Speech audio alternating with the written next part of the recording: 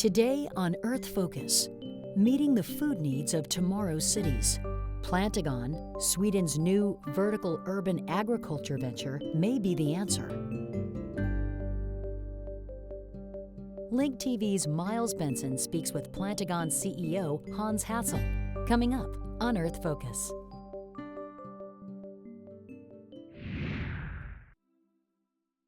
Entrepreneur turned farmer?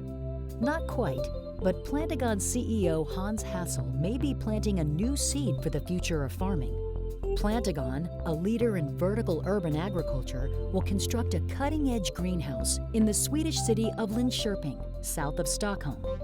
The aim is to produce more food using less space, to deliver fresh produce at lower cost by marketing directly to consumers, and to embody a new business model, one that makes money while doing good.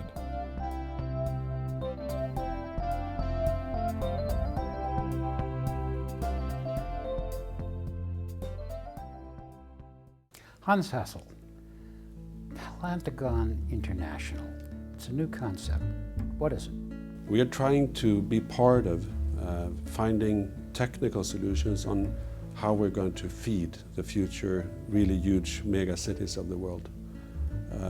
We are sure that we will have many reasons for growing food large scale inside our cities, and we want to be part of developing those new solutions for how to do that. We do believe that we will have three different problems to feed people living inside the city. One is the vast geographical sprawl of the cities. 2040, 2050, most scientists agree that 80% of 9 billion people will live inside cities. And already today, we are using 80% of the arable land that we have on the whole planet. If you put these two developing curves together, then you easily realize that what will happen is that we have to grow food, large scale, inside the city. City is a dense environment. The land is really, really expensive. So if you want to grow things in the city, you have to go vertical. And to go vertical, then you have to develop new technical solutions, and that's what we're doing. Urban agriculture, vertical farming, what does it look like? How does it work? Vertical farming is about getting a good ratio between the footprint on the ground and how much growable area you can get out of a building. So growing things vertical makes only sense if you don't have enough land where you want to grow your food. The way that we solve it is from constructing a building where you don't work with horizontal stories. Instead, we have an open construction using a helical shape that lets much more sunlight into the core of the building. And then we have a patented logistics system for how to move our crops at the same time as they grow inside this vertical building. When will the Plantagon greenhouse begin producing? And what will it produce? Objective is to have the building in Linkoping ready at the end of 2013. Depends on the local authorities. We're ready to start building at this stage, so we're just waiting for the approval. We will have a production of 300 to 500 tons every year, and on that building, the footprint on the ground is 400 square meters. And that's the whole point of doing things vertical. On the footprint on the ground of 400 square meters, that's like a normal garden that you would have to your house. We produce 500 tons of food every year. In Linkoping, we will be growing pak choi, mitsuna, and chrysanthemum. This is for the Chinese market because our clients at this stage are in Asia. The urban farm is not very labor intensive, is it? In a dirty city environment, you need to grow things in a closed system, or at least semi-closed system. That means that you have to have as little people going into the system as you possibly could to protect it from having to use pesticides and other things. What we, and everyone else, is developing is therefore a system that is everything goes around. You plant at the same place as you harvest. That means that the whole farming machine that we are building is much more efficient than if you would do this on freeland, because then you would move things around all the time. Here, in a sense, you're actually moving the field that you're growing on. Instead of moving people and machines around, you move the things that are growing. And that means that it gets much less labor intensive. This is both good and bad, of course, because you take work opportunities away in one sense. On the other hand, if you don't compete with the freeland growers, you don't disturb their market and their jobs. And you create new jobs inside the city, also opening up for a sort of new people becoming farmers. If you would ask my children if it would be cool to become a farmer, I think they would say no. If you would ask them if they would be interested to work in this kind of high-tech, futuristic building that are producing food inside the city, they might very well say yes. And in India, for example, one of our main markets, this is the main reason for them to work with urban agriculture, to get the young people interested in becoming farmers.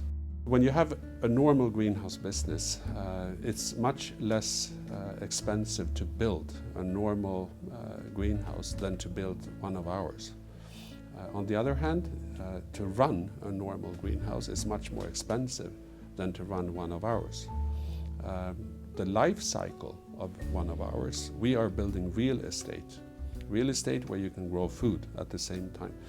A greenhouse, you build them, you take them away after 20, at the most 30 years, and then you build a new one.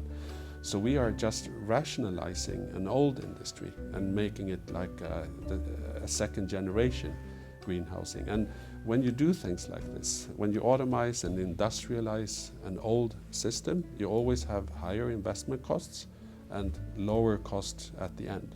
So the payback time in Linkoping, for example, it's about 5 years on the whole building. So the business case for this is really, really good.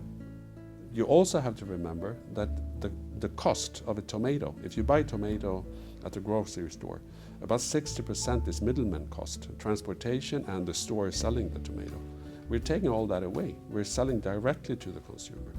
So even if we have to invest higher, we have much less costs at the end for our sales. Why do you call this climate smart? What are the processes you're going to make use of that are useful? Every vertical greenhouse has to be located where you don't create new transport, because that's the second reason. It's not sustainable to transport all the food that we're eating inside the city. We have to cut away the transport. That's the best way, or one of the best ways, to diminish the carbon dioxide footprint that we're creating today. If you're not going to grow your plants in soil, how do you grow them?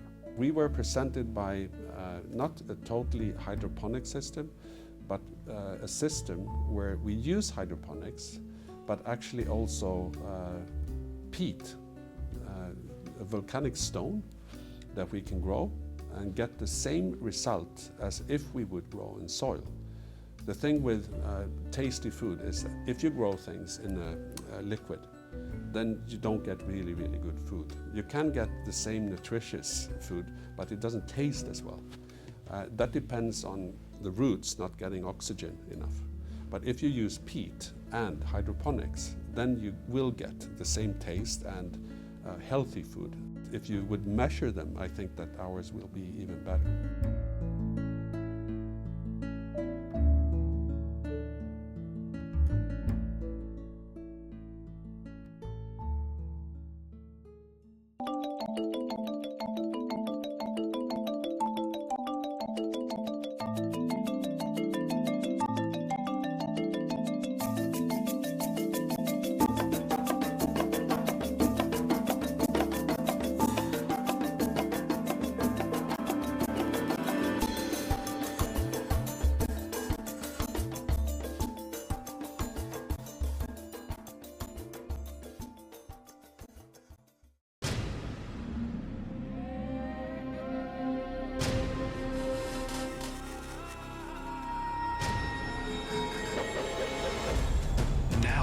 Airwaves, a global channel of uncompromising stories.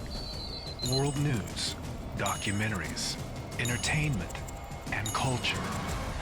Link TV, connecting you to the world. For more information, visit linktv.org.